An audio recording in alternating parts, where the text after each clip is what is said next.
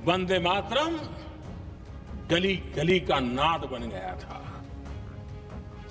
और वही नारा प्रेरणा देता था। हम वंदे मातरम पर चर्चा कर रहे हैं। वंदे मातरम देश के कण कण में जीवित है, इस पर बहस नहीं हो सकती। Let us have a debate on my press conference. Let us go. आपकी मुंसफी से संसद नहीं चलेगी। मेरे यहाँ बोलने का क्रम मैं तय करूंगा। मैं सरकार से पूछना चाहता हूं कि कहां है वो रीजंस रिकॉर्डेड इन राइटिंग। दो बड़े विषय जिन पर खूब चर्चा हुई, वंदे मातरम और दूसरा चुनावी प्रक्रिया, चुनावी सुधार, या आप साधारण शब्द में उसे SIR कह सकते हैं। पर जिस तरह से अटैक हुआ, वोट चोरी, वोट चोरी, वोट चोरी, अब अमित शाह ने वो तीन चीजें बता दी। अब वो तीन चीजों में कोई विवादास्पद तो नहीं है। सवाल भी इसके लिए अलॉट किया गया क्योंकि बंगाल के चुनाव आने वाले हैं और मोदी जी को जरूर ये लगा कि वंदे मातरम को लेकर के वो एक बंगाल की वोटर के दिल तक पहुंच सकते हैं। किए मतदाता सूची को लेकर वो भी कहीं ना कहीं आपके ही नकारात्मक पक्ष में गया और संसद में जब आपको अवसर मिला तो वहाँ भी आप अपनी छाप नहीं छोड़ पाए। बनस्पत प्रियंका गांधी जी की तरफ से वास्तव में एक अच्छे वकील के रूप में उन्होंने कांग्रेस का पक्ष रखा। पाकिस्तान बन गया, जिन्ना चले गए, मुस्लिम लीग के लोग चले गए, उस तरह की मानसिकता के मुसलमान पाकिस्तान में चले गए और जब राष्ट्रवादी मुसलमान देश के अंदर बचे तो उसके बाद उनको इससे दिक्कत नहीं होनी चाहिए थी ना। SIR में चर्चा करानी थी, वो चुनाव सुधार के बहाने SIR पर बोले, सिर्फ SIR पे बोले और अपना वो वोट चोरी के मुद्दे पर अमित शाह जी से उलझ भी गए, दोनों आपस में एक दूसरे में उलझे और उसमें तलखी भी आई। और बाकी उस विवाद में नहीं जाना चाहता कि स्लिप ऑफ टंग में गृह मंत्री जी से क्या निकला और राहुल गांधी ने चुनौती दी, वो सब चीज़ें जो है मुझे लगता है अशोभनीय दृश्य थे दोनों तरफ से। बच्चों को परे रखकर इस तरह की बहसों को हाशिए पर धकेलने की कोशिश करेंगे तो वो चाहे 75 साल बाद सही, चाहे 7500 साल बाद सही, वो कंकाल निकलेंगे अलमारी से, क्योंकि हम उन कंकालों को धकेलने की जो कोशिश कर रहे हैं वो साजिश है। शीतकालीन सत्र चल रहा है और राहत की बात यह रही है कि इस हफ्ते सदन बाकायदा चला है, नॉन स्टॉप, इसलिए क्योंकि पहले से तय था। दो बड़े विषय जिन पर खूब चर्चा हुई, वंदे मातरम और दूसरा चुनावी प्रक्रिया, चुनावी सुधार, या आप साधारण शब्द में उसे SIR कह सकते हैं। इन दोनों ही विषयों पर जब सदन में चर्चा हो रही थी तो सत्ता पक्ष और विपक्ष दोनों ही तरफ से जबरदस्त तरीके से अपनी अपनी बात रखने की कोशिश की गई। किसी ने चुनौती दी, किसी ने इतिहास दोहराया। प्रधानमंत्री मोदी ने इस हफ्ते का सेशन शुरू किया था, लेकिन सेशन खत्म होते होते तक ओवैसी का बयान भी सुर्खियों में रहा। क्या रहा पूरे सदन का हाल और किस तरह से चुनौती से लेकर इतिहास दोहराते हुए गलतियों तक की बात सदन में की गई, इसी को थोड़ा सा विस्तार देंगे और इन बयानों के, इन भाषणों के मतलब समझेंगे। मेहमान हमारे साथ रामकृपाल सिंह जी हमारे साथ हैं, पूर्णिमा त्रिपाठी जी हैं, राकेश शुक्ल जी हैं, समीर चौगांवकर जी हैं, अमर उजाला डिजिटल के संपादक जयदीप कर्णी जी भी हमारे साथ हैं और सलाहकार संपादक विनोद अग्निहोत्री जी भी हमारे साथ हैं। पूर्णिमा मैम, प्रधानमंत्री मोदी ने शुरुआत की, नेहरू की चिट्ठी, जिन्ना का जिक्र, बहुत सारी बातें निकल कर आई वंदे मातरम के चर्चा के दौरान, या यूं कहें कि वंदे मातरम पर बहस के दौरान। ये सारी बातें ये बताती हैं कि निश्चित तौर पर वंदे मातरम की चर्चा क्यों सदन में की गई। 150 साल हुए, ये तो ठीक था, लेकिन साथ ही बंगाल का चुनाव भी नजदीक है। कैसे देख रहे हैं प्रधानमंत्री मोदी का पूरा भाषण? देखिए, मोदी जी जब कोई भी काम करते हैं तो उसमें उसके पीछे राजनीतिक जो उसका सिग्निफिकेंस होता है उसको नहीं मतलब नकारा जा सकता है। और वंदे मातरम डेफिनेटली इसीलिए 10 घंटा उसके लिए अलॉट किया गया क्योंकि बंगाल के चुनाव आने वाले हैं और मोदी जी को ज़रूर ये लगा कि वंदे मातरम को लेकर के वो एक बंगाल की वोटर के दिल तक पहुंच सकते हैं, उनसे कुछ जुड़ाव पहले से इस्टेब्लिश कर सकते हैं। और दूसरा पर्पस उसमें यह भी लगा कि वो उनका बहुत फेवरेट सब्जेक्ट जो है नेहरू बैशिंग, इंदिरा बैशिंग, उसका भी मौका उन्हें मिल जाएगा। तो दोनों में वो सफल भी रहे, उन्होंने बताया। लेकिन एक बात बहुत अच्छी है मोदी जी की कि वो जो उनको सूट करता है सिर्फ वही फैक्ट्स कोट करते हैं, वो उन फैक्ट्स को बिल्कुल इग्नोर कर जाते हैं जो कि उसी के साथ जुड़े होते हैं। ये कहते हुए कि नेहरू जी ने उस राष्ट्रगीत को उतना सम्मान नहीं दिया, उन्होंने कुछ फैक्ट्स बताए, हिस्टोरिकल फैक्ट्स, कि उसमें जिन्ना ने आपत्ति की थी, मुस्लिम लीग के आगे झुक गए। हाँ, जिन्ना ने आपत्ति की थी, मुस्लिम वोट बैंक साधने की कोशिश थी, इसलिए उसको हटा दिया गया। लेकिन ये नहीं वो उन्होंने कभी बताया अपने भाषण में, पूरे इतने लंबे भाषण के दौरान, कि वो पहली बार वो कब गाया गया था, कहाँ गाया गया था। पहली बार वो कांग्रेस के अधिवेशन में ही गाया गया था। तो ये कह देना कि नेहरू जी ने इसका सम्मान नहीं किया, ये उतना सच नहीं है। ठीक है, जिन्ना के आपत्ति पे उन्होंने गुरुदेव रविन्द्रनाथ टैगोर से नेहरू जी ने डिस्कस किया था, ये हिस्टोरिकल फैक्ट है। और गुरुदेव ने जब अप्रूव किया तब कॉन्स्टिट्यूएंट असेंबली के पास उसको राष्ट्रगीत इसका जिक्र किया था उन्होंने जी, इसका जिक्र किया था, लेकिन नेहरू ने अपमान किस तरह से किया ये चूंकि उनको बताना था, इसलिए वो कांग्रेस अधिवेशन उन्होंने बोला, लेकिन कांग्रेस अधिवेशन नहीं बोला। दूसरा, जब गुरुदेव से अप्रूवल मिली, और ये बात सच है, जो सुजलाम सुफलाम 2 फर्स्ट स्टैंजाज में भारत माता की वंदना है, उसके नीचे जो बाकी स्टैंजाज हैं जो हमारे राष्ट्रगीत में नहीं शामिल हैं, उसमें दुर्गा की उपासना भी है, बाकी देवी देवताओं की आराधना भी है। तो ये जिन्ना की आपत्ति उस समय जरूर सही थी, टैगोर ने उस पर सही फैसला लिया होगा, क्योंकि जब बहुत सारी धर्म के लोग आपके देश में हैं तो आपको हर किसी की संवेदनाओं का ख्याल रखना चाहिए। तो इसलिए पहले 2 स्टैंजाज को ले लिया गया, उसमें किसी का अपमान करने की कोई मंशा नहीं थी।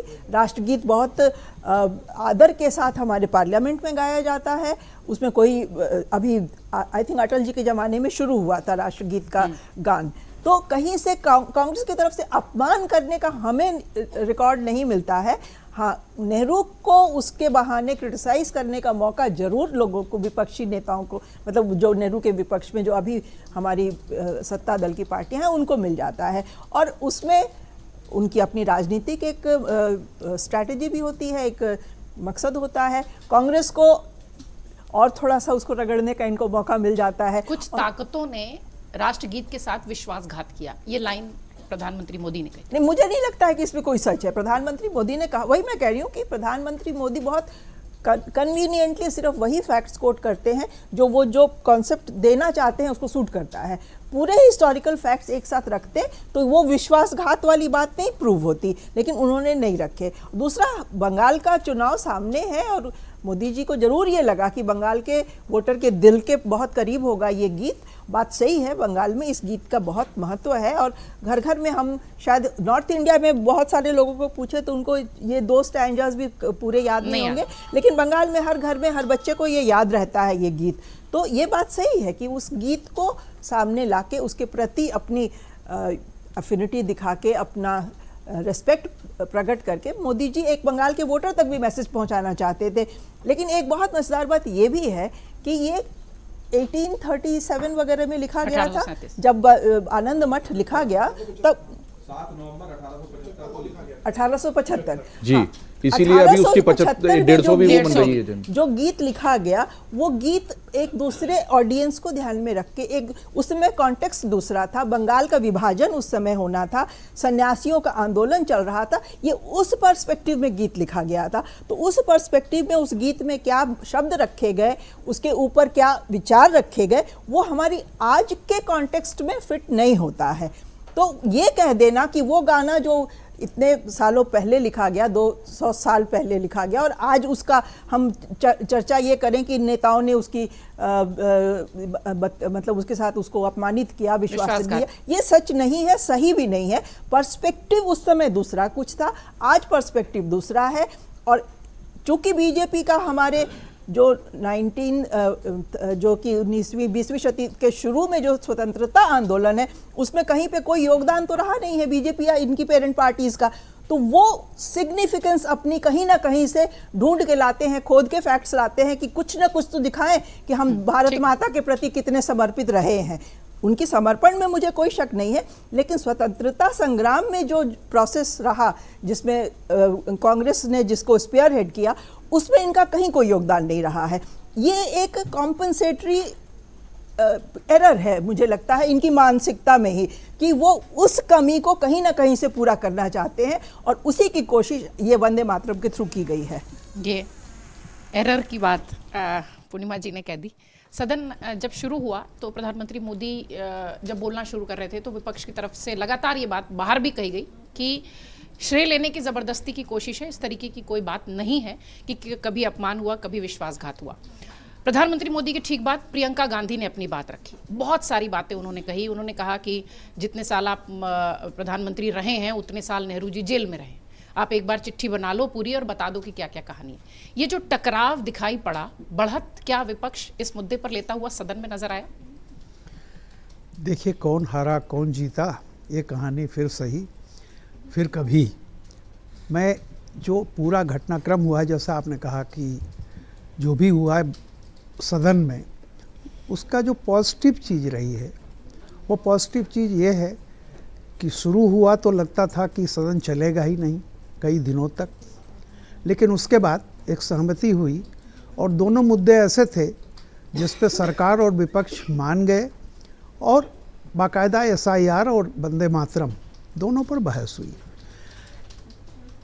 इसका अच्छा क्या रहा बुरा क्या रहा, इससे ये बात समझ लीजिए, शायद पहली बार ऐसा है कि जब राहुल गांधी जी ने कहा कि पॉल्यूशन पर हम लोग बात करेंगे और इस पर कोई इतिहास और उसमें न जा कर के हम आज की संदर्भ में और इस चुनौतियों को कैसे निपटेंगे इसके बारे में हम बात करेंगे, तो आप देखिए अगर इसको, तो सबसे बड़ा पॉजिटिव चीज़ रही।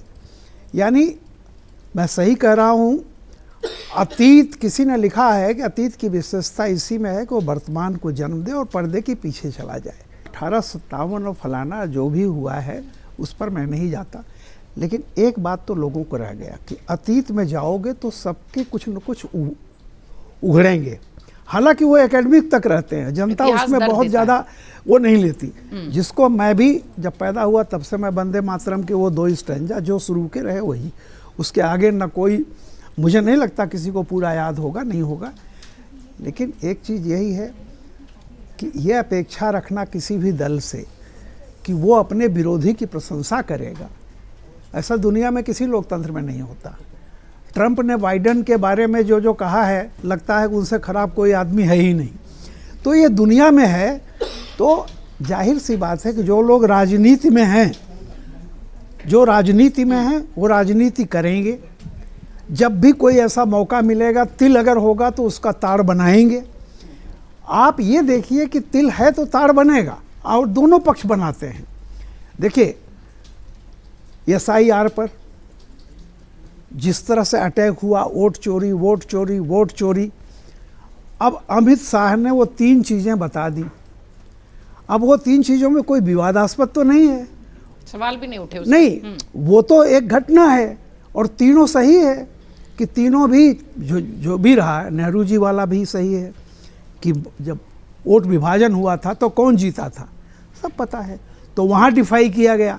उसके बाद इंदिरा गांधी वाला डॉक्यूमेंटेड प्रूफ है जो कुछ हुआ, और उसके बाद सोनिया जी का भी डॉक्यूमेंटेड है कि वो नागरिकता मिलने से पहले उन्होंने वोट डाला था। तो क्या हुआ फिर?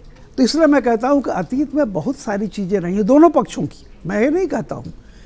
तो सबसे बड़ी बात यह है कि ये अब कम से कम ये विपक्ष को भी लगने लगा है कि अटैक करोगे तो बहुत सारी चीज़ें हमारी भी उभर जाएंगी। तो नतीजा ये है कि वर्तमान की जो समस्याएं हैं उसके निराकरण के लिए आप भूल जाओ अतीत की बात, चैलेंज करो। तो मैं पहली बार ऐसा देखा हूँ कि राहुल जी ने एक डिमांड उठाई और कहा कि इसमें हम इतिहास और फलाना न जाएं, हम आगे की चुनौतियों को कैसे निपटेंगे इस पे बात होनी चाहिए, और सरकार मान गई। तो मैं ये कह रहा हूँ कि ये बहुत अच्छी चीज़ है, संकेत अच्छा। कि आप बहुत ज़्यादा इतिहास को कुरेदिए मत, वर्तमान और भविष्य के, वर्तमान को देखिए और भविष्य की चुनौतियों के लिए तैयार होइए। संसद में ये पहली बार ऐसा हुआ है, मैं समझता हूँ कि एक बहुत अच्छा शुभ लक्षण है और ये एक अच्छी चीज़ है। मैं उम्मीद रखता हूँ कि यह परंपरा आगे भी जारी रहेगी कि आप प्रतिरोध कर लीजिए, जो भी दिखावा कर लीजिए, अल्टीमेटली आप आइए और जो बिल पास हो रहे हैं उस पर डिस्कशन हो। पिछले दौर में क्या हुआ था, सारे बिल बिना डिस्कशन के पास हो गए, क्योंकि आप आएंगे ही नहीं। आप वो याद रखिए, जब ये कहा गया था कि जब तक मोदी जी बोलेंगे नहीं तब तक हम लोकसभा में किसी डिबेट में पार्टिसिपेट नहीं करेंगे, लेकिन जब केजरीवाल का मामला दिल्ली विधानसभा का आया तो आपने पार्टिसिपेट कर लिया। तो ये जो मेरा कहना है कि अब इन चीज़ों से मुझे ऐसा लगता है कि सत्ता पक्ष और विपक्ष ने एक सीख ली है कि आगे जहाँ विवाद करना है, जब करना है अपनी जगह करते रहिए, लेकिन संसद में अगर जनता ने चुन के भेजा है तो जनता भी देख रही है उसे बहुत ज़्यादा इतिहास से लेना देना नहीं है, उसे वर्तमान से लेना देना है और भविष्य के बारे में है। ठीक। राकेश सर, संकेत तो अच्छे दिखे इस हफ्ते, दोनों लोग चर्चा करते, दोनों पक्ष चर्चा करते हुए दिखाई पड़ा। मैं चाहूंगी कि प्रियंका गांधी और राहुल गांधी पर थोड़ा सा फोकस रहे। राहुल ने जिस तरीके से चुनौती दी चुनाव प्रक्रिया को लेकर, प्रियंका ने जिस तरीके से अपनी बात रखी कि झूठ फैलाया जा रहा है, जो वो हमेशा से कहते रहे। राहुल ने शुरुआत की खादी से, कुछ अलग अलग बातों से। जब स्पीकर ने रोका तो उन्होंने कहा कि नहीं मैं भूमिका बता रहा हूँ, और फिर पूरी भूमिका के बाद फिर वो वही वोट चोर, चुनावी चोर उस पर आ गए थे। तो राहुल का इस पूरे हफ्ते में जो सेशन में उनका प्रदर्शन कह लीजिए रहा, उनकी बातचीत रही, कैसे देखते? देखिए, दोनों की तुलना की जाए भाई बहन की, तो मुझे लगता है कि बहन अव्वल रही। हाँ, क्योंकि क्या है कि भारत जो बहुसंख्यक है वो अंग्रेजी हिंदी दोनों जानता है, लेकिन हिंदी जानने वाला अंग्रेजी नहीं जानता। और जिस इशू को आप लगातार उठा के चल रहे हैं, यानी कि वोट चोरी के मुद्दे को आप लगातार उठा के चल रहे हैं, उस इशू के लिए जब एक अच्छा सा प्लेटफॉर्म मिला आपको, तो आप उसको बेहतर तरीके से प्रस्तुत कर सकते थे। लेकिन राहुल गांधी जी की जो प्रस्तुतिकरण था वो मुझे लगता है कि बहुत प्रभावी नहीं रहा, क्योंकि उनके जो रणनीतिकार हैं जयराम रमेश जी और सैम पित्रोदा जी, वो दोनों अंग्रेज प्रेमी हैं, और उनकी तरफ से ये कहा गया होगा कि आप अंग्रेजी में भाषण देंगे तो प्रभावी तरीके से आप अपनी बात रख पाएंगे। और मुझे लगता है राहुल गांधी जी को अंग्रेजी बोलना थोड़ा सा सहजता भी रहता है हिंदी की अपेक्षा कर।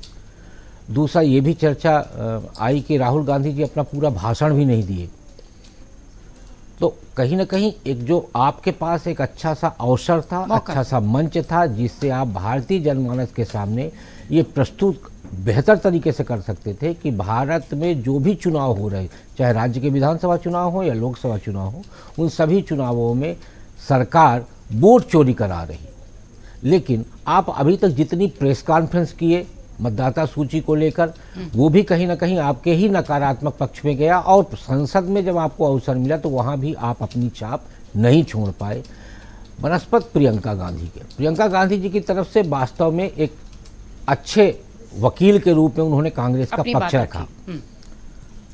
तर्क ही थे, तथ्य की कमी थी, लेकिन प्रस्तुतिकरण उनका अच्छा था। बार बार जो विषय आ रहा है कि 150 साल के बाद हमें वंदे मातरम पे चर्चा करने की आवश्यकता क्यों पड़ी।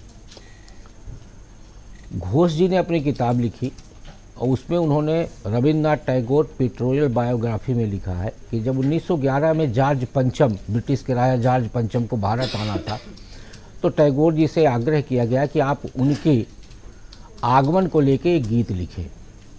तो रविन्द्रनाथ टैगोर ने गीत लिखा, जन गण मन अधिनायक जय, भारत भाग्य विधाता। तो इस पूरी चर्चा का निचोड़ ये था कि आखिर वंदे मातरम राष्ट्रीय गान क्यों नहीं बन पाया, जनगण मन को राष्ट्रीय गान क्यों बनाया गया। इसको लेकर तर्क दिया जाता कि संविधान सभा में खूब चर्चा हुई, लोगों के तर्क आए कि उसमें हिंदू देवी देवताओं के नाम थे। केटी साहब ने तर्क दिया कि जिन हिंदू देवी देवताओं के नाम पे ऐतराज़ जताया जा रहा है, उनको आप किनारे करके आगे की 4 पंक्तियां ले सकते हैं, लेकिन वो बात नहीं मानी गई। तो आज फिर भी वही प्रश्न खड़ा है कि आखिर वंदे मातरम को राष्ट्रीय गान क्यों नहीं बनाया गया। और मुझे लगता है इसी बात को लेके कांग्रेस जवाब देने में असमर्थ है, और इसीलिए प्रियंका और राहुल गांधी जी की यदि हम बात करें तो मुझे लगता है कि जो आला कमान के कांग्रेस के अंदर एक प्रतिस्पर्धा चल रही है, उसमें असम के विधायक की तरफ से चिट्ठी लिखा जाना कि हमें अब नेतृत्व बदला जाना है, प्रियंका जी का संसद में एक बेहतर तरीके से भाषण देना, और राहुल जी की लगातार कमजोरी यानी चुनाव में हार, संसद में प्रेजेंटेशन, ये सारी चीज़ें जता रही हैं कि अब आला कमान की प्रतिस्पर्धा में प्रियंका जी राहुल जी को काफ़ी पीछे छोड़ चुके हैं। सोशल में ट्रेंड में भी प्रियंका गांधी के खूब सारे वीडियोस वायरल हो रहे थे। समीर सर, जिस तरीके से प्रधानमंत्री मोदी ने शुरुआत की, नेहरू की बात की, इंदिरा के बात की, आपातकाल की बात की, वो सारी बातें जिस ओर रामकृपाल जी भी इशारा कर रहे थे कि उन सारी बातों का फिलहाल अब यूथ या जो आज के लोग हैं वो उससे बहुत ज़्यादा ताल्लुक़ रखते नहीं हैं, लेकिन फिर भी वो मुद्दे सदन में 10 घंटे लगातार चर्चा में दिखाई पड़े। अमित शाह भी अपनी बात रखते दिखाई पड़े, राहुल के साथ गर्मा गर्मी भी हमने देखी। ये जो एक हफ्ता सदन का था, ये जो दोनों विषय रहे, इनकी चर्चा की प्रासंगिकता और विपक्ष का लगातार जो हमला करना कि ये कोई ऐसा विषय नहीं है जिस पर इतनी बात होनी चाहिए, कैसे देखें? देखिए, मुझे लगता है कि केंद्र सरकार ने तय कर लिया था कि भाई वंदे मातरम को जब 150 साल हो रहे, 7 नवंबर को अभी 150 साल जब हुए, तो प्रधानमंत्री मोदी ने उस दिन कहा था कि इस पर चर्चा होना चाहिए और ये तय था कि केंद्र सरकार इस पर चर्चा करेगी। देखिए, देश के स्वतंत्रता के पहले तो न भाजपा थी न जनसंघ था, तो जो भी अच्छा और बुरा है वो सब कांग्रेस के साथ जुड़ा हुआ है। अब भारतीय जनता पार्टी उस समय का जो भी बुरा होगा वो उठाएगी। ये तो कांग्रेस की ड्यूटी है ना कि उस समय जो भी अच्छा रहा है वो उस पक्ष को रखे। तो मुझे लगता है कि कांग्रेस को उस तरीके से मामले को उठा के रखना चाहिए था जिस तरीके से वंदे मातरम पर चर्चा हुई। और राहुल गांधी के पास भी बहुत समय था, प्रियंका गांधी के भी बहुत समय था। प्रधानमंत्री मोदी ने इतना अच्छा और लंबा भाषण दिया है, तो प्रियंका को उतना ही अच्छे तैयारी के साथ मुझे लगता है आना था। हालांकि उनका भाषण ठीक रहा अगर राहुल गांधी से तुलना करें। मुझे लगता है तथ्यों के साथ वो ज़्यादा आती तो और बेहतर जवाब वो दे सकती थी इस पूरे मामलों को लेकर। देखिए, वंदे मातरम को लेकर 1875 में बंकिम चंद्र ने उसको लिखा, 1892 में वो आनंद मठ में आया, उसके बाद वो तमाम जगह मतलब क्रांतिकारियों के बीच में वो देशभक्त का एक गाना बनाया। लेकिन जब बंगाल का विभाजन हुआ और जब 1906 में मुस्लिम लीग बनी, उसके बाद मुसलमानों के एक वर्ग ने इसको हिंदुओं से जोड़ना शुरू कर दिया। चूँकि आनंद मठ में एक हिंदू सन्यासी ने इसे गाया है, तो इसे हिंदुओं का गान बताकर मुसलमानों ने इसे दूरी बनाना शुरू कर दी 1906 में मुस्लिम लीग बनने के बाद। और उसके बाद लगातार जिस तरीके से इसका विरोध हुआ, तो फिर कमेटी बना दी गई जिसमें नेहरू जी थे, जिसके अंदर आचार्य नरेंद्र देव थे, जिसके अंदर मौलाना आजाद थे। इन लोगों ने तय किया, रविन्द्रनाथ टैगोर जी ने सलाह दी कि भाई आप पहले 2 रखिए, बात के हटा दीजिए। तो जब 1896 में जब कांग्रेस का अधिवेशन हुआ था, तो उसमें तो रविन्द्रनाथ टैगोर ने ही इसको गाया था। तो मुझे लग रहा है कि जब ये इतना पूरा मामला हुआ और जब मुसलमानों ने इसको विरोध किया, तो उस समय परिस्थिति ऐसी रही होगी कि भाई नहीं चाहते होंगे कि भाई मुसलमान और हिंदू अलग अलग दिखे। अभी देश की स्वतंत्रता की लड़ाई लड़ना है, आपस में विवाद ना हो, आपस में मिलकर पहले देश की लड़ाई लड़े स्वतंत्रता की। तो उस समय सरकार ने तय किया होगा कि मतलब उस समय कांग्रेस ने तय किया होगा कि भाई इसे अभी विड्रॉ करते, किसी तरह का विवाद ना हो। लेकिन जब पाकिस्तान बन गया, जिन्ना चले गए, मुस्लिम लीग के लोग चले गए, उस तरह की मानसिकता के मुसलमान पाकिस्तान में चले गए, और जब राष्ट्रवादी मुसलमान देश के अंदर बचे, तो उसके बाद उनको इससे दिक्कत नहीं होनी चाहिए थी ना भारत के अंदर। और मुझे लगता है कि उसके बाद तो सरकार बन गई थी, तो जवाहरलाल नेहरू ये उसके बाद ये कर सकते थे, जवाहरलाल नेहरू कर सकते थे या कांग्रेस कर सकती थी कि भाई उस समय राजनीतिक परिस्थिति ऐसी थी कि हम ये नहीं कर सकते थे। आज हम स्वतंत्र हो गए, आज सरकार है हमारी, तो हम इसको वापस। और जब राजेंद्र प्रसाद राष्ट्रपति बने, तो उन्होंने कहा कि भाई जिस तरीके से राष्ट्रगान को आपने संविधान में 51A में सम्मान शामिल करके सम्मान दिया है, वैसे ही आप राष्ट्रगीत को दीजिए। तो वो शामिल नहीं किया गया उसके बाद। तो उसके बाद से तमाम तरह के आरोप लगते हैं। प्रधानमंत्री मोदी ने कहा कि भाई जब 1975 में जब 100 साल हुए वंदे मातरम को, तो उस समय उसको लेकर चर्चा होनी चाहिए थी। लेकिन चूंकि उस समय देश में आपातकाल लगा था इंदिरा गांधी का, तो उस पर चर्चा नहीं हो सकती थी। तो आज हम 150 साल पे इसकी चर्चा करा रहे हैं। तो प्रधानमंत्री मोदी ने तमाम उसके तथ्य रखे। लेकिन मुझे लगता है कि उस बात को अगर कांग्रेस चाहती तो ज़्यादा बेहतर तरीके से उसको सदन के अंदर उठा सकती थी। अब इस सरकार के ऊपर है कि अब तो केंद्र की पूर्ण बहुमत की सरकार है, तो मुझे लगता है कि अब केंद्र सरकार को लगता है कि भाई वंदे मातरम के साथ न्याय नहीं हुआ है, तो वो संविधान संशोधन करे और उसे संविधान के अंदर वही सम्मान है जो राष्ट्रगान को है, और पूरा सदन का समर्थन मांगे। और उस समय अगर कोई विपक्ष विरोध करता है तो ये बात आएगी कि भाई आज भी उसके समर्थन में नहीं है। तो अभी वंदे मातरम का इशू अब खत्म हो गया। लेकिन अब मुझे लगता है कि राहुल गांधी को जो भाषण का स्पेस मिला था, राहुल गांधी विपक्ष के नेता है, उनके पास समय का बंधन नहीं है। वो अगर चाहते पार्लियामेंट में तो बहुत लंबे समय तक बोल सकते थे। और जब आप जिस चुनाव सुधार पर आप बात कर रहे हो, जिस SIR पे आप बिहार के अंदर रैली कर देते हो, तमाम तरह के पत्रकार वार्ता लेके आप चुनाव आयोग पे आरोप लगाते हो और बताते हो कि वोट चोरी देश में कैसी हो रही है, आपका सबसे बड़ा ये मुद्दा था। तो जब इस पर जब चर्चा हो रही है तो आप तथ्यों के साथ, तर्कों के साथ आते और तमाम बात रखते। जिस तरीके से निशिकांत दुबे ने बात रखी, जिस तरीके से अमित शाह जी ने 1.25 घंटे मतलब बुखार में होने के बाद भी उन्होंने स्पीच दी, तथ्यों और तर्कों के साथ सारे फैक्ट रखे।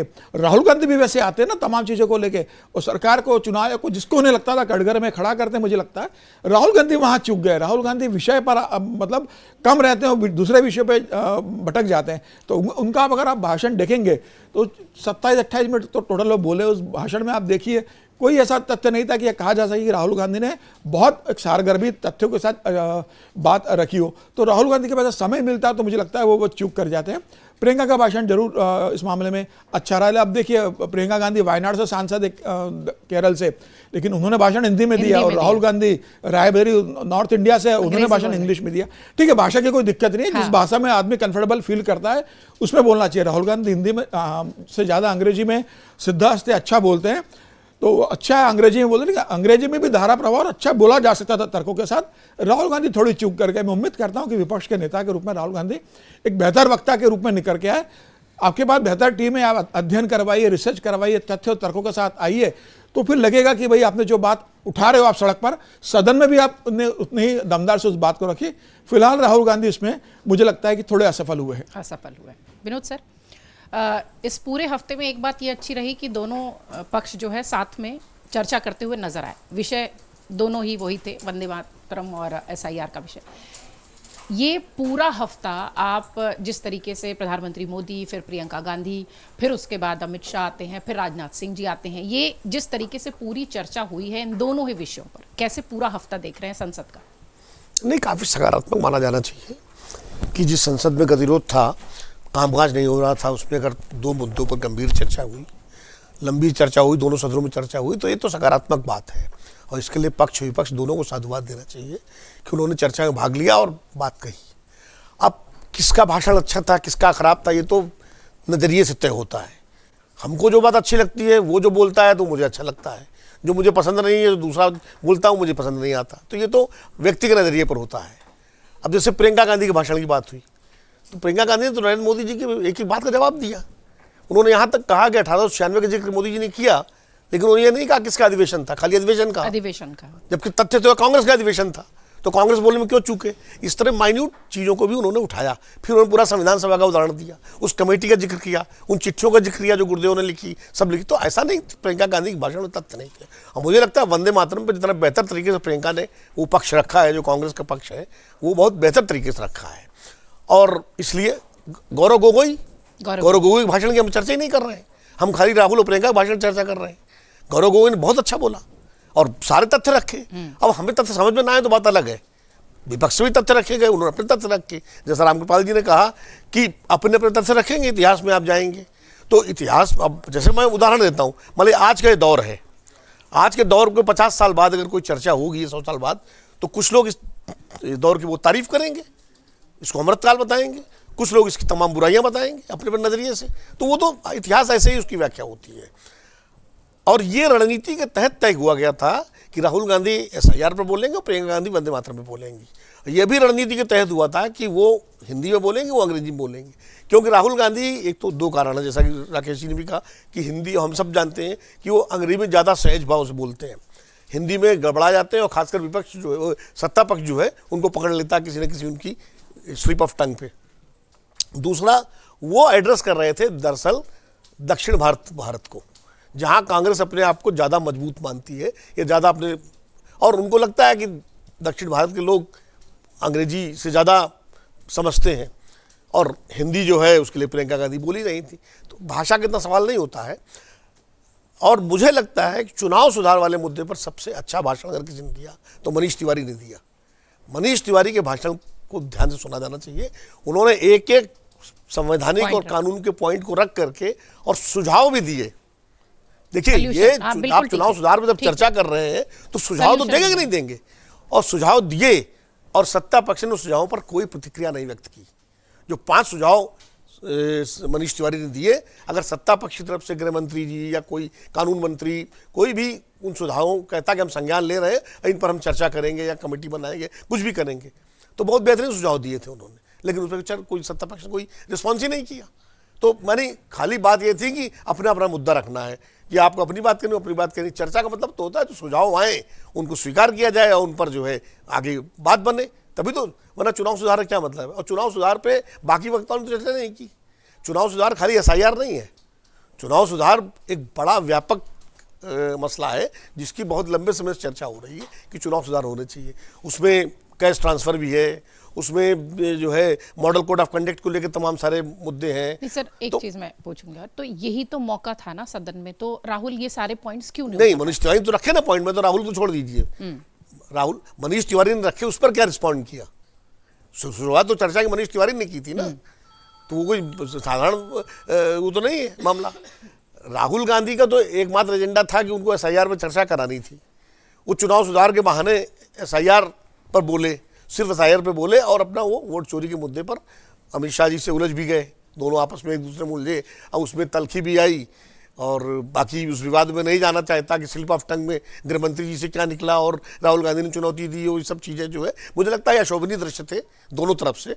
ना राहुल गांधी को इस तरह चुनौती देनी चाहिए थी और ना अमित शाह जी को उस तेवर में बात करनी चाहिए जैसे कोई गृहमंत्री को नहीं करनी चाहिए। आज तक मैंने अपने 40 वर्षों के रिपोर्टिंग में विधानसभा और उसमें सत्ता पक्ष के किसी नेता को इस तरह से, और खासे गृह मंत्री को, चाहे अडवाणी जी रहे हो, इंद्रजीत गुप्ता रहे हो, शिवराज पाटिल रहे हो, चिदम्बरम रहे हो, तमाम सारे गृह मंत्रियों को हमने सुना, कभी जो है इस तरह की भाषा में बात नहीं की। लेकिन अब वो समय बीत गई, कोई बात नहीं, उनको मैं मानता हूँ कि तबीयत ठीक नहीं थी उनका, तो प्रेशर हो जाता है। लेकिन मैं ये कह रहा हूँ कि भाषण ये सही है कि राहुल गांधी के पास मौका अच्छा था और ज़्यादा आर्टिकुलेट कर सकते थे अपने भाषण को और बेहतर तरीके से बोल सकते थे। और एक बात और बताऊं आपको, जो 3 उदाहरण दिए अमित शाह जी ने वोट चोरी के, उसमें तथ्यात्मक रूप से कुछ त्रुटियां हैं। पहला, नेहरू जी प्रधानमंत्री के लिए वो बैठक नहीं हुई थी, वो बैठक कांग्रेस अध्यक्ष के लिए हुई थी, 1946 की बात है। और तब तक, अभी कल ही मैं राजमोहन गांधी को सुन रहा था, तब तक द्वारिका प्रसाद मिश्रा ने लिखा है अपनी किताब में, और कि तब तक यह किसी को तय नहीं था प्रधानमंत्री आज़ादी कब मिलेगी, कि 47 में आज़ादी मिल जाए। ये था कि आज़ादी के नज़दीक हम लोग पहुंच रहे हैं, लेकिन कोई प्रस्ताव नहीं, समय नहीं। और चूंकि 1900 लगातार कई साल से मौलाना आज़ाद अध्यक्ष थे और 42 के आंदोलन की वजह से वो नए अध्यक्ष का चुनाव नहीं हो पाया था, इसलिए अर्जेंसी थी कि नया अध्यक्ष बने। और उसमें सरदार पटेल के नाम पर सबसे ज़्यादा सहमतियाँ आई थी, लेकिन गांधी जी ने नेहरू जी का नाम किया। तो अध्यक्ष का चुनाव था और ये गारंटी नहीं थी कि अध्यक्ष प्रधानमंत्री बनेगा। वो अलग बात है कि नेहरू जी अध्यक्ष से 47 से प्रधानमंत्री बन गए, तो एक तकनीकी त्रुटि थी कि प्रधानमंत्री के लिए चुनाव नहीं हुआ था। दूसरी बात ये है, इंदिरा गांधी वाला सबको मालूम है, इंदिरा गांधी का क्या था, यशपाल कपूर का इस्तीफा हुआ था लेकिन स्वीकृत नहीं हुआ था, वो उनके एजेंट बन गए, उसी में वो तो वोट चोरी थोड़ी थी, वो तो दुरुपयोग था एक तरह से। आरोप जो लगा था उसमें कहीं वोट चोरी का जिक्र ही नहीं था। वोट चोरी का मतलब तो ये है कि आप फर्जी मतदान करा के, आप वो करके क्या कहते हैं, एक्सेस तरीके से या रिगिंग करके, वो है वोट चोरी ना। और तीसरा, सोनिया गांधी ने वोट नहीं डाला, सोनिया गांधी का नाम जो विवाद है मतदाता सूची में आ गया था, ये विवाद चल रहा है कोर्ट में। खैर उन्होंने, अमित शाह जी ने कहा भी नहीं कि वोट डाला, उन्होंने कहा मतलब, मैं ये कह रहा हूँ कि, लेकिन वो इस तरह के तथ्यात्मक चीज़ों को अपने तरीके से पेश किया जाता है, राजनीतिक दल करते हैं, इसमें कोई, ये जवाब कांग्रेस को देना चाहिए था।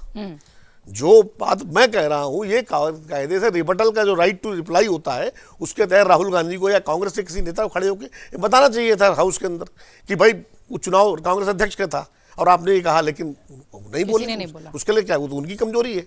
तो मुझे लगता है, मैं खाली इस पूरे उसमें एक सकारात्मक पक्ष ये देखता हूँ कि चलिए 2 मुद्दों पर चर्चा हुई, कम से कम सदन बैठा, अपनी अपनी बात रखी गई, जनता के सामने बात आई, वंदे मातरम की बात भी आई।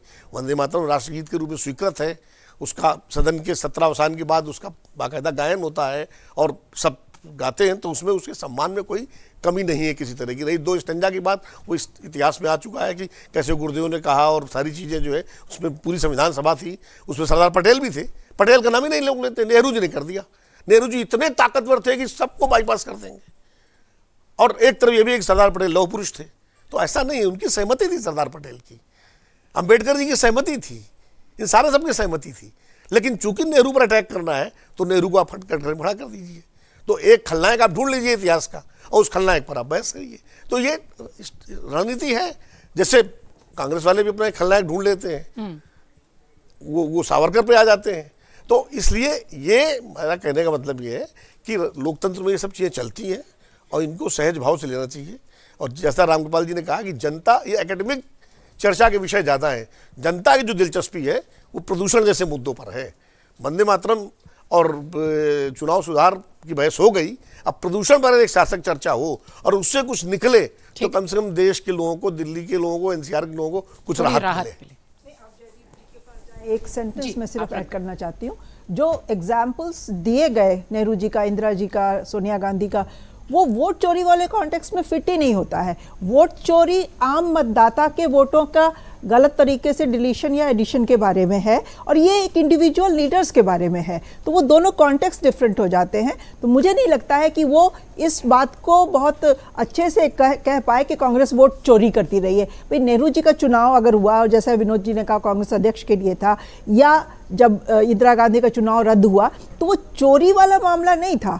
ये चोरी आम मतदाता के वोट की चोरी के बारे में राहुल गांधी बात कर रहे हैं। और दूसरा, राहुल गांधी ने भी चार मिसयूज की सुझाव बात जो करी। दिए हैं, उन्होंने चोरी की बात की, उन्होंने मिसयूज की बात की, और सोनिया गांधी का नाम ऐड हुआ, उन्होंने ये बिल्कुल नहीं कहा कि वो लेकिन वोट देने वोट गई। चोरी कांग्रेस के ही जमाने से शुरू हो गया। इसी का उदाहरण अमित शाह दे रहे थे ना, इन तीनों एग्जाम्पल्स को कोट करके। दूसरा, राहुल गांधी ने भी 4 अपने सजेशंस दिए हैं, उस पर सरकार का कहीं पे कोई रिएक्शन नहीं आया। उन्होंने मशीन रीडेबल लिस्ट मांगी 1 महीना पहले, उन्होंने कहा वीडियो फुटेज क्यों डिलीट किया जाता है वो कानून बदला जाए, उन्होंने कहा सीजीआई को शामिल किया जाए, और जो मतदाता 4 चीजें थी, चौथा मैं भूल रही हूं। तो जो 4 चीजें राहुल गांधी ने डिमांड की, जो सजेशन दिए, सरकार का कहीं कोई रिएक्शन उस पर नहीं आया। और जहां तक प्रूफ की या तथ्यों के साथ अपने रखने की बात है, तो राहुल गांधी ने कहा तो कि मैंने तो देश के सामने सारे प्रूफ, सारे तथ्य रखे हैं, कहिए तो अमित शाह इस पे चर्चा करा लें एक दिन, उसी पे उन्हीं सारे तथ्यों को लेके जो प्रेस कॉन्फ्रेंसेस के थ्रू सामने आई है उस पर चर्चा करा लें। तो ये कहना गलत है कि राहुल गांधी तथ्यों के साथ बात नहीं रख पाए अपनी।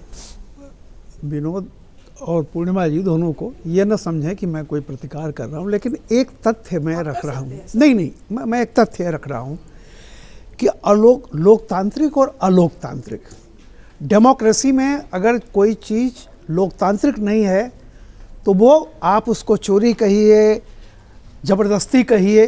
आप ये बताइए, बिल्कुल ठीक नहीं, आप ये बताइए, अध्यक्ष के चुनाव में 28 वोट मिल रहे हैं सरदार पटेल को। अध्यक्ष का तो चुनाव कराया जा रहा है, अध्यक्ष इलेक्टेड है और प्रधानमंत्री सिलेक्टेड है। ये कौन सी बात है? मेरा ये कहना है कि ये हमेशा बीजेपी ये मुद्दा उठाती है। ये देखिए, सभी लोग इस बात को जानते थे कि उस समय गांधी जी की हठ जो था उसके चलते हुआ मेजॉरिटी अगर डेमोक्रेटिक ढंग से देखें तो सरदार पटेल की तरफ था। इसमें कोई दो राय नहीं है। एक तथ्य हो तो ये स्वीकार करना चाहिए। ये नहीं हो सकता, चूंकि अध्यक्ष से बड़ा प्रधानमंत्री का था और पहली बार प्रधानमंत्री कोई बन रहा है, तो ये चीज़ है। दूसरी बात मैं कह रहा हूँ कि एक जो चीज़ वहाँ बार बार ये कही गई जी, रामपाल जी ने कहा कि, और सही कहा, कि डेमोक्रेटिकली प्राइम मिनिस्टर का इलेक्शन होना चाहिए था, या सरदार पटेल ने क्या कहा नेहरू के चयन पर, वो भी में ध्यान रखना चाहिए। सरदार पटेल ने कहीं कोई डिसेंट नहीं था, एक लाइन किसी व्यक्ति का डिसेंट नहीं था। और सरदार पटेल ने कहा कि गांधी जी का बहुत शानदार निर्णय था जवाहरलाल नेहरू को अध्यक्ष बनाने का और प्रधानमंत्री बनाने का, तो उसका भी संज्ञान लिया जाना चाहिए।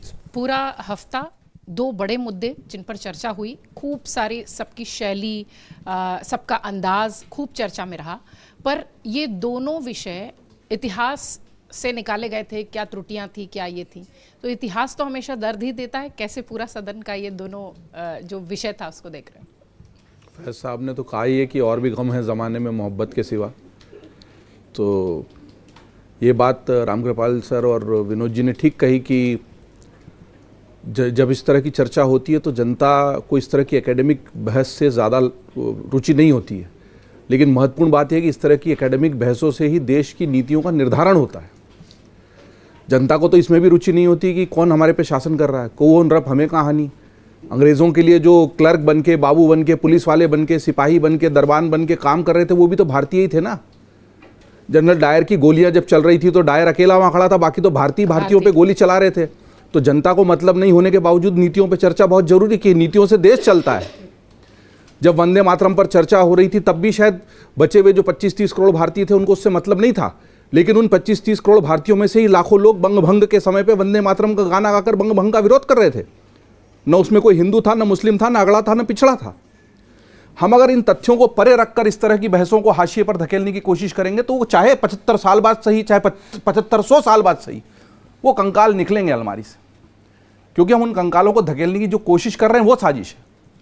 उसको निकालने के पीछे राजनीतिक कारण हो सकते हैं, मैंने पिछली बार भी कहा, और मैं उस राजनीति को परे रखता हूं। मैं तो कहता हूं कि ये जब बहस सारी हुई राजनीति से प्रेरित है। संसद में जो होता है वो राजनीति से ही तो चुन के जाते हैं ना। कोई संत चुनते हैं, मठाधीश चुनते हैं, अखाड़े वाले, परिषद वाले चुनते हैं क्या नेताओं को? जनता ही चुनती है। और जनता किस तरीके से चुनेगी इस पर बहस हुई। चुनाव सुधार जो होगा वो जनता किस तरह से, लेकिन जनता तो जो लागू कर दिया जाता है उसको अपना लेती है। जनता के पास न आक्रांताओं से लड़ने का समय था, न अंग्रेजों से लड़ने का समय था। नेताओं ने दिशा दिया और वो लड़ने लगे। इसी तरह जनता के पास तो अपनी छूटी हुई फ्लाइट के पैसे मांगने के लिए उपभोक्ता फोरम में जाने का भी समय नहीं है। तो क्या नीतियों पे बहस नहीं होगी इस देश में? होगी। इसलिए होनी चाहिए कि देश जब आज़ादी की लड़ाई लड़ रहा था वो केवल अंग्रेज़ों से नहीं लड़ रहा था, वो अपनी पुरानी पहचान, अपनी सांस्कृतिक सभ्यता की जो चिन्ह है खोए हुए, उनको भी ढूंढने की कोशिश कर रहा था। और वो खोए हुए चिन्ह अगर बंकिम बाबू की उन पंक्तियों में मिल गए तो पूरे देश ने उसमें एक स्वर से गाया। और अगर जिन्ना चाहते थे कि ये पंक्तियां ना हो तो जिन्ना पाकिस्तान में तय करें ना जाके कि पाकिस्तान कैसे चलेगा। जिन्ना के तय हुए से हिंदुस्तान चला, ये देश की गलती है। जिन्ना के कहे हुए से हम डर गए, ये हमारी गलती है। जिन्ना ने जिस तुष्टीकरण के विष बीज बोने की कोशिश की, उन विष बीजों का शिकार हम हो गए, ये हमारी गलती है। और उन गलतियों पर सबको चर्चा करनी चाहिए संवेद स्वर में। अब हम वहां से इतने आगे निकल चुके हैं कि अब तो इसको राग को छेड़ना ही बड़ी गलती होगी। लेकिन फिर भी आप देखिए कि सदन में विपक्ष में से भी कोई वंदे मातरम का विरोध नहीं कर पाया। क्यों नहीं कर पाया? जनगण मन के जो ऐतिहासिक संदर्भ हैं वो बताए राकेश जी ने, लेकिन हम उनको पीछे छोड़ चुके हैं। ये इस देश की खासियत है। वो पंचम के लिए लिखे गए या नहीं लिखे गए उसके विवाद में पड़े बगैर आज सब जगह राष्ट्रगान बजता है और लोग खड़े हो जाते हैं। और हमने उसका जैसे लोग इंटरप्रेट कर रहे हैं ना कि नहीं नेहरू की वोटिंग का ये मतलब और पटेल की वोटिंग का वो मतलब और प्रधानमंत्री तो इलेक्टेड नहीं होता और अध्यक्ष इलेक्टेड, ये सारा इंटरप्रिटेशन का खेल है।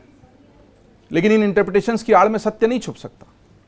और जो सत्य की छुपाने की कोशिश करेगा वो आज दबा लीजिए, चुनाव जीत लीजिए, चुनाव हार जाइए, दंगे फसाद कर लीजिए, सत्य वहीं खड़ा रहेगा। एक चीज मैं और चाहूंगी सर, एक बीजेपी के नेता, मैं उनका नाम मिस कर रही हूँ, उन्होंने कहा कि उस समय परिस्थिति ऐसी थी तो हो सकता हो कि वो चीजें हो गई, पर जब नेहरू के हिस्से चीजें आई तो उसे ठीक किया जा सकता था।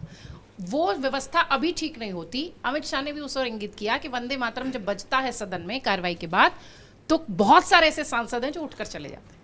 देखिए, मैं ये कहूँगा कि व्यक्ति के पीछे नहीं जाना चाहिए। नेहरू जी उन सारे स्वरों का प्रतिनिधित्व कर रहे थे जो इस तरह की विचारधारा के पक्ष में थे। और ये जो बातें हो रही थी वो 27 लोग अगर चाहते थे कि लौह पुरुष बने तो वो क्यों चाह रहे थे भाई? या तो अखंड भारत रहता जिसमें कोई पूर्वी पाकिस्तान और पश्चिमी पाकिस्तान नहीं होता और अखंड भारत होता, और हमको ये समझ में आ जाता कि ये अखंड भारत वो नहीं है जो अंग्रेज आने के पहले का था। तो हमको इस अखंड भारत के लिए कई सारे तुष्टीकरणों को ध्यान में रखते हुए, कई समीकरणों को ध्यान में रखते हुए, बैलेंस बनाते हुए अब जो नया भारत बनने जा रहा था वो लोगों को समझ में आ रहा था ना कि अगर उस भारत में भी हम भारत की सांस्कृतिक विरासत को, उसकी जड़ों को, सभ्यता संस्कृति के चिन्हों को नहीं संजोएंगे तो हम किस तरह का भारत बना देंगे? हमारे पास अलग क्या है? हमारे पास एक्सक्लूसिव क्या है राष्ट्र के? हम अमेरिका नहीं है ना कि कई लोग आके बस गए और राष्ट्र बन गए और 200 साल के पीछे का तो इतिहास ही नहीं है। हम तो वो हैं कि तक्षशिला नालंदा जल जाने के बाद भी हमारा एक 19 साल का युवा 2000 श्लोकों को कंठस्थ करके गा देता और हमको पता लगता है कि किताबें जलने के बाद भी ज्ञान क्यों नहीं जला। रिकॉर्ड, हाँ। और उस ज्ञान को कोई गर्व से कहता है तो उसको आप जो इंफीरियरिटी कॉम्प्लेक्स में ढकेलने की कोशिश करते हो ना, मेरा वहां विरोध है। सिर्फ वहां गर्व होना चाहिए, वो गौरव का गान है, वो गौरव का क्षण है। उस हिंदुस्तान को जब जब पीछे धकेलने की कोशिश होगी, मैं किसी के पक्ष विपक्ष में नहीं हूं, राजनीति आप खूब कीजिए, लेकिन जिस हिंदुस्तान से वेद की ऋचाओं के स्वर गूंजते हैं उसको पीछे धकेलने की, उसके इतिहास को इन्फीरियर, हानिकारक, दबा हुआ बताने की जब जब कोशिश होगी तब तब ये स्वर फिर से उठेंगे, आप चाहे कितना ही दबा लीजिए। बिल्कुल ठीक है। देश की सबसे बड़ी पंचायत में इस हफ्ते एक सकारात्मक मैसेज ये आया कि सत्ता पक्ष और विपक्ष दोनों ही जो है एक मुद्दे पर या दो मुद्दे पर चर्चा करते हुए दिखाई पड़े। सवाल ये भी उठने लगा कि इतिहास को खरीदने की क्या जरूरत है, लेकिन ये शैक्षणिक मुद्दा नहीं था, ये नीति वाला मुद्दा था। और जब देश की पंचायत में कोई ऐसी बात होती है तो निश्चित तौर पर उसका सरोकार हमसे और आपसे होता है। शायद इसलिए इतनी विस्तार से चर्चा हुई। बहुत शुक्रिया आप सबका खबरों खिलाड़ी देखने के लिए। तमाम मेहमानों का भी बहुत शुक्रिया। आज कमेंट बॉक्स आपके लिए खुला हुआ है, आप जिस तरीके की भी बातें रखना चाहते हैं जरूर करें।